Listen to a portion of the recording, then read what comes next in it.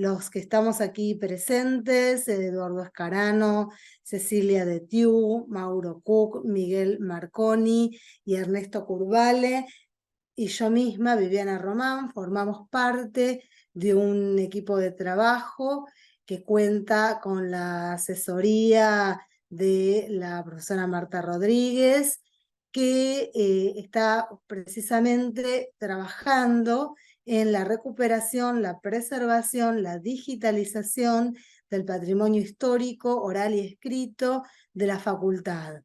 La idea y el origen de este proyecto fue generar accesibilidad a todo un acervo documental con el que cuenta la facultad desde 1913, año de su fundación, con algunos incluso antecedentes, hasta 1911.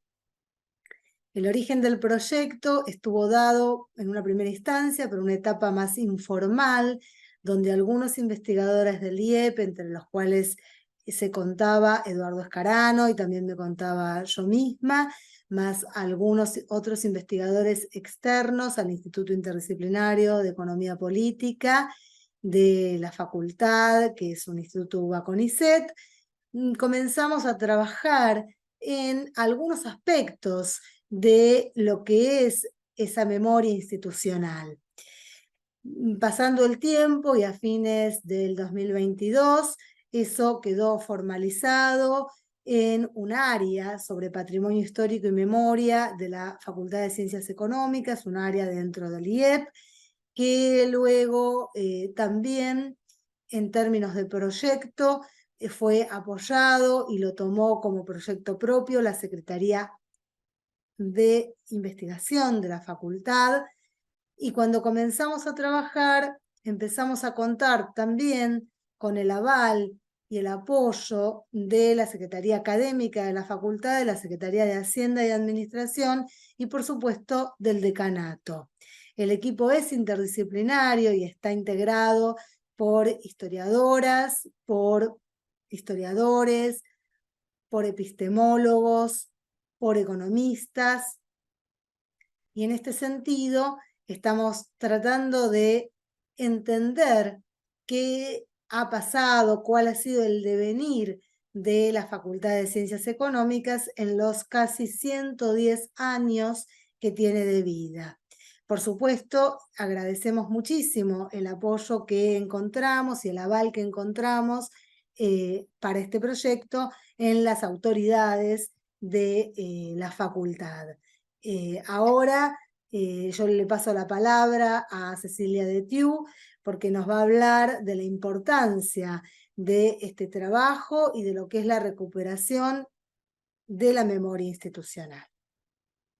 Gracias, Vivi. Bueno, saludo a quienes nos estén viendo y agradezco que estén allí escuchando el devenir de este trabajo.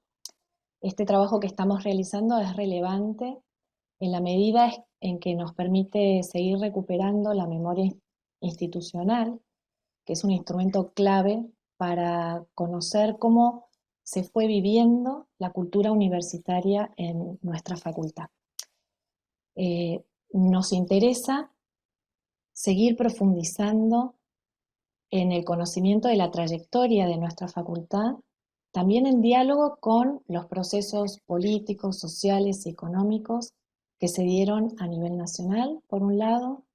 Por otro lado, también conocerla en el marco de la vida universitaria, es decir, nos permitiría profundizar nuestra comprensión sobre la manera en que la Facultad de Ciencias Económicas fue impactada por los procesos históricos atravesados por la Universidad de Buenos Aires, pero también podremos ver en qué medida la facultad le fue dando su impronta particular a esos procesos históricos.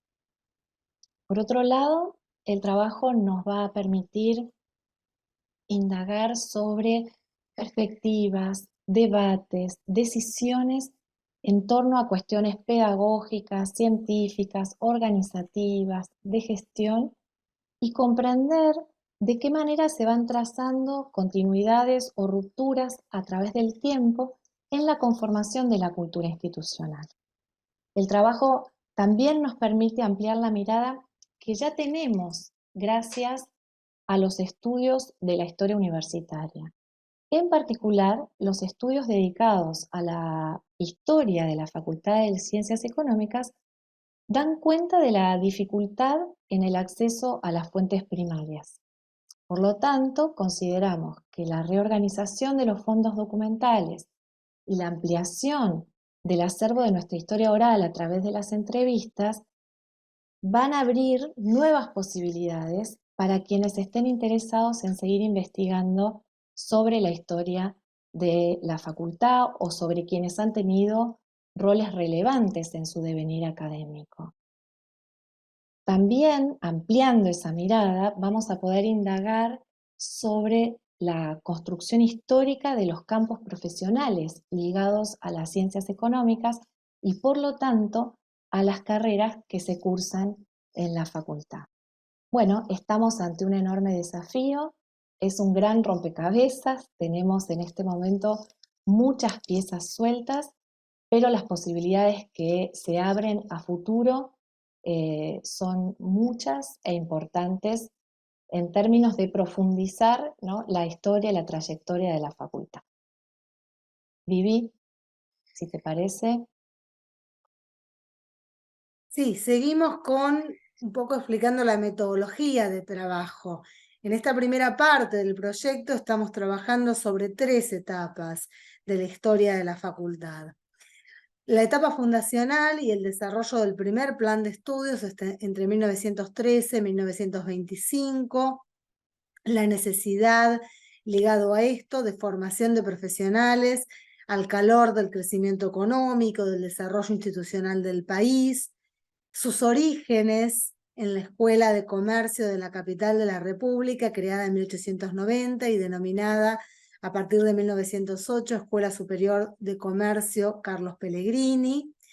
Un segundo momento que se refiere a la época de la renovación universitaria entre mediados de los años 50 y hasta el golpe de Estado de 1966, una etapa de grandes cambios en la vida universitaria, de acalorados debates sobre el rol de las universidades, sobre el papel de la investigación científica, sobre la vinculación del mundo académico con la sociedad, debates sobre el desarrollo y la modernización. Y en este sentido, la Universidad de Buenos Aires se consolidó como centro de producción científica, al tiempo que, a través de la extensión universitaria, reforzó sus lazos con la sociedad. Y una tercera etapa o momento que refiere a los años 80, a partir de la vuelta a la democracia y hasta fines de la década. Allí nos interesa particularmente recuperar la memoria respecto del proceso de normalización institucional, la recuperación de la autonomía, del cogobierno universitario, la redefinición del rol social de la universidad, la reconstrucción o creación, según corresponda, de los centros de estudiantes, la creación de nuevas carreras, los desafíos ante el crecimiento de la matrícula, la fundación de nuevas facultades, también en ese marco en donde se inserta la vida institucional, en el marco de la Universidad de Buenos Aires, pero donde se inserta la vida institucional de nuestra facultad. También nos proponemos desde el punto de vista metodológico el análisis de bibliografía especializada y además contamos con la posibilidad de un registro audiovisual de parte de nuestro trabajo. Y esto es muy importante porque la facultad nos está también, como decíamos antes, avalando con 2 técnicas en cine, que son Natalia Púas y Tatiana Toranzo, que junto con nosotros llevan adelante la tarea de la construcción de fuentes orales a través de entrevistas. Tarea muy, muy importante y uno de los 2 pilares de nuestro trabajo.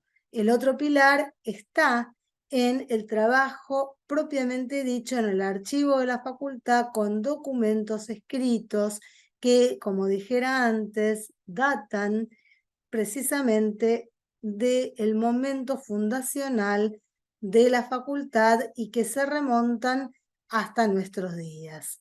Entonces, para hablarnos sobre esta construcción de fuentes orales a través de las entrevistas, le pasamos la palabra al doctor Eduardo Escarano. Bueno, muchas gracias. Quiero ante todo señalar que no soy un historiador profesional, sino apenas un entusiasta que con una de mis líneas de investigación que tenía que ver con la historia de cierto tipo de investigación, terminé indagando en este dominio y relacionándome con el equipo aquí presente. Eh, lo que yo voy a plantear ahora es una de las dimensiones de la historia, de cómo recobrar la historia institucional, que es la historia oral. Realmente uno se imagina al historiador tratando con fuentes escritas y con vestigios, con monumentos, cacharros, etcétera, tratando de reconstruir una época histórica, un momento dado. Nosotros, cuando nos dedicamos a la historia reciente, por lo menos la historia reciente de la facultad, tenemos el privilegio, diría yo, de contar con una fuente adicional, que es la de los testigos, los que tuvieron actividad en ese periodo que tratamos de reconstruir, ya sea desde puestos jerárquicos como decanos, autoridades de algún tipo, o simplemente también como docentes, como investigadores, y ver su punto de vista sobre esos procesos. Realmente es sorprendente la cantidad de información que uno recobra, eh, cómo puede con mayor facilidad tener material para reconstruir o realizar hipótesis para reconstruir ciertos momentos. Eh, por ejemplo, los consejos directivos están diseñados, por lo menos en la época de la facultad que nosotros tratamos, para que sea una especie de asamblea legislativa y mayorías y minorías, depende de cómo salgan las elecciones en los distintos claustros. Pero si uno ve un listado de nombres, es muy difícil saber a qué responden, si hubo mayorías y minorías, qué ideas estaban por debajo, o cuál fue la causa que haya distintos grupos en los claustros. Y eso, tener el testimonio de quienes fueron actores de ese momento, es, por ejemplo, importantísimo para tener pistas, para seguir indagando y para tener material para reconstruir esas posturas que finalmente hacen a una imagen más nítida y más profunda de la institución, que no simplemente se resume en enseñar, sino que hay diferentes políticas educativas, hay diferentes intereses, matices, etcétera, y eso nos lo permite, no completamente, pero sí nos da una plataforma muy importante para recuperar esa información. Por ejemplo, como resultado de las entrevistas, nos enteramos, por lo menos ninguno de los presentes lo conocía, cómo se eligió a un rector, en una situación muy particular en el 73, qué proceso fue muy formal, absolutamente uno no se imagina por una votación en una asamblea, en esa coyuntura fue completamente opuesta, o, por ejemplo, un decano, ¿no? Como se llegó a un decano por una compulsa, una persona que tenía una responsabilidad política y no, para cada dos no los conocía y le eligió uno de los que no conocía, justamente, y además no en la facultad, sino en un restaurante, en una cena, ¿verdad? Ese tipo de matices y de rasgos idiosincráticos, a veces anecdóticos, da una riqueza inconmensurable a recobrar la historia institucional. Nosotros nos hemos fijado en algunos patrones en lo posible. Como ustedes se imaginan, si son testimonios orales, primero apuntamos a aquellos profesores que la mayoría no tiene casi docencia, investigación por cuestiones de edad cronológicas, ¿sí? Y es el primer grupo de personas al que tratamos de llegar para tener su testimonio. Así, por ejemplo, podemos o hemos entrevistado a personas que cursaron, ¿verdad?, para licenciarse en la época del peronismo, antes del 55. ¿Sí? Así que imagínense de qué tiempo estamos hablando. Y bueno, tenemos anécdotas y datos muy sorprendentes, eh, por lo menos de nuestro punto de vista actual, que no imaginamos los contextos en que se enseñaban, eh, los espacios, cómo se organizaban, etcétera, etcétera. Luego intentamos también, para que no sea tan anárquico y espontáneo, organizarlo por alguna temática. Por ejemplo, hemos logrado casi todos los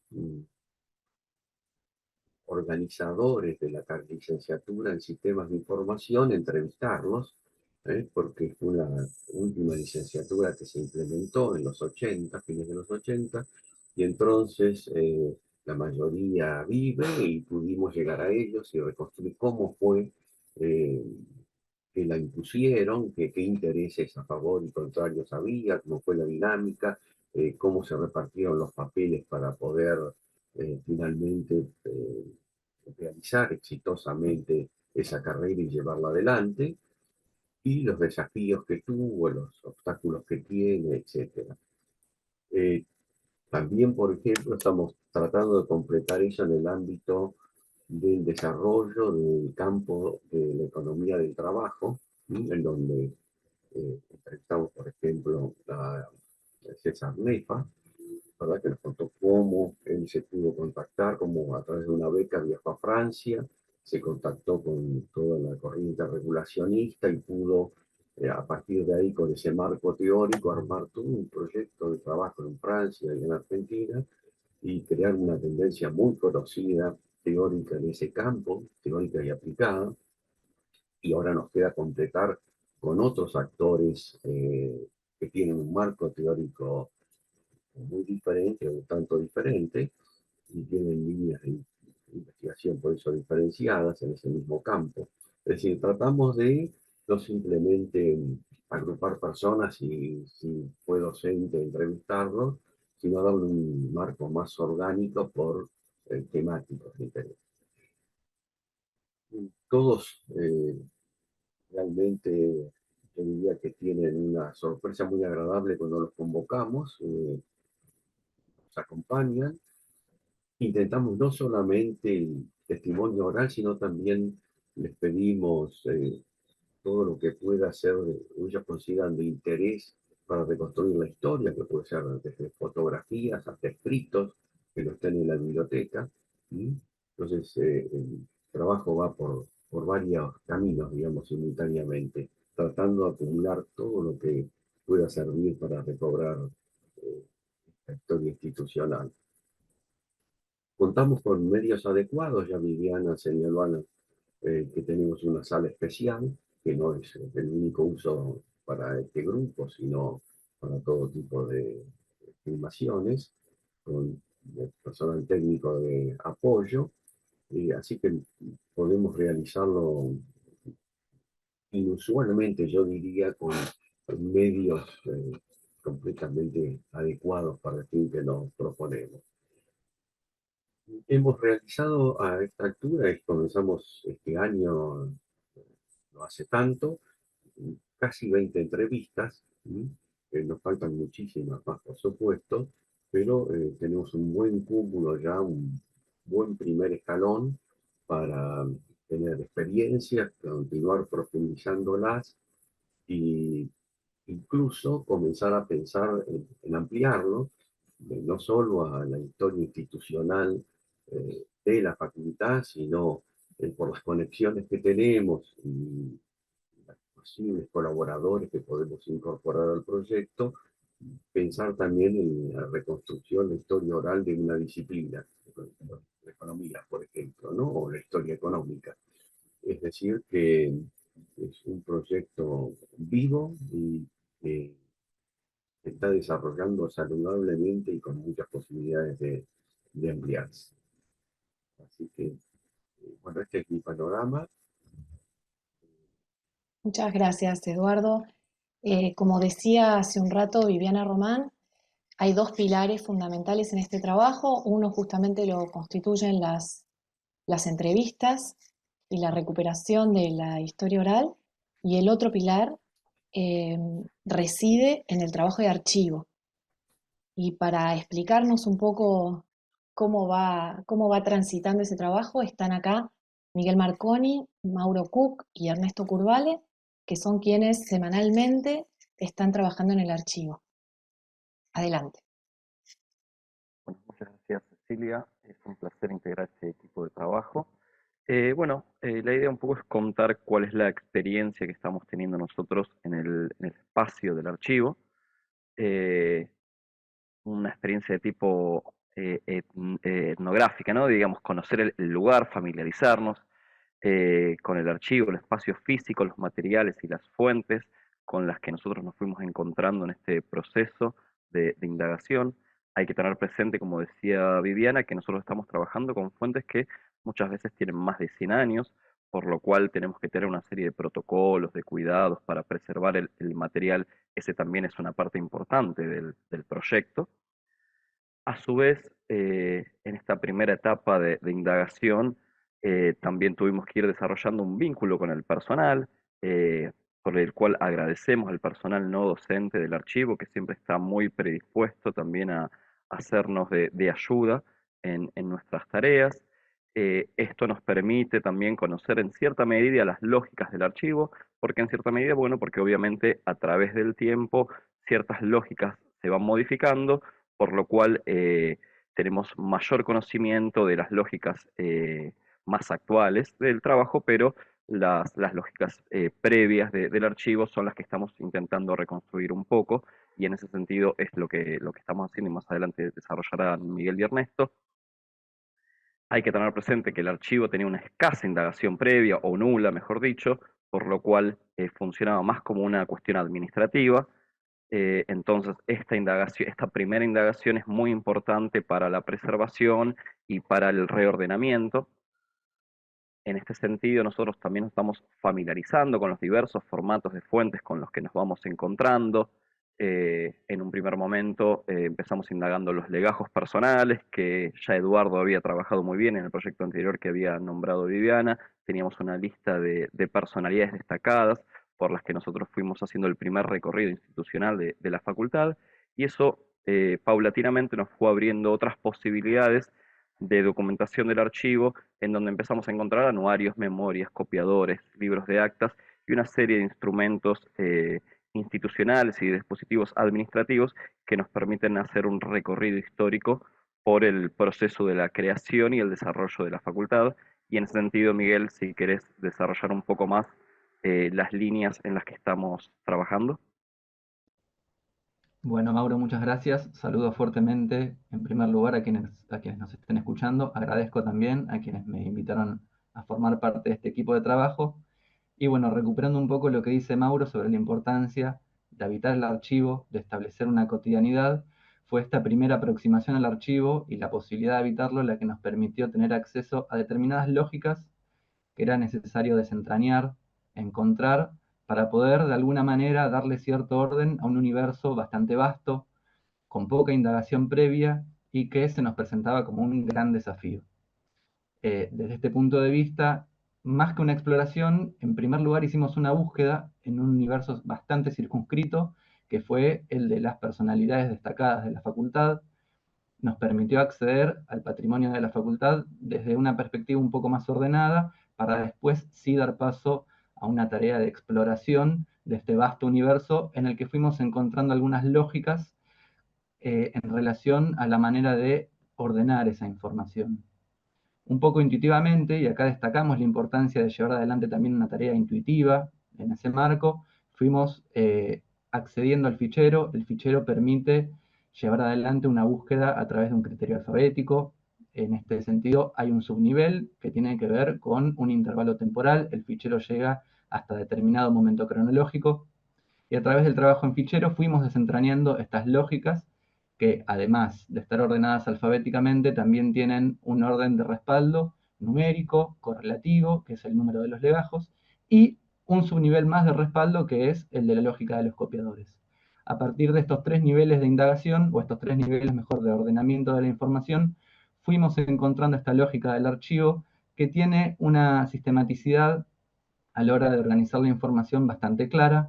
En ese sentido, la información es clara, lo que habría que avanzar un poco es en garantizar las condiciones de conservación, sobre todo de las fuentes más viejas, y a partir de esta indagación fuimos encontrando diferentes fuentes, diferentes productos que nos permiten profundizar más en estas lógicas. Por poner un ejemplo, el fichero tiene dos niveles, un nivel de legajos personales y un nivel de actos administrativos, fundamentalmente lo que tiene que ver con designaciones, altas, bajas, movimientos de personal, llamados a concursos, conformación de tribunales examinadores, eh, y esto está ordenado con bastante claridad.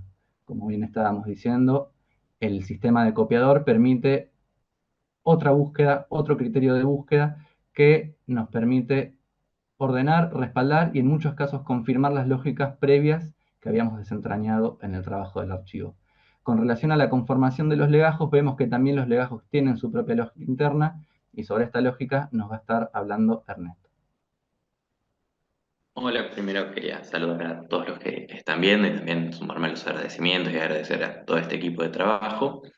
Ya adentrándonos en lo que fueron los legajos, encontramos una gran variedad. Hay legajos muy nutridos de personas con una gran trayectoria en la facultad y otros legajos mucho más escuetos de gente con un paso más breve. Pensemos que en los legajos está toda la trayectoria, puede ser el caso de estudiantes, el caso de docentes, hay legajos también correspondientes a las autoridades e incluso a todo el cuerpo no docente que ha atravesado por la facultad a lo largo de su historia, pero también podemos encontrar legajos de personas que, por ejemplo, iniciaron un trámite, presentaron una consulta, consultaron el plan de estudio y finalmente ni siquiera llegaron a inscribirse a la facultad. Entonces, en este caso vemos una gran variedad.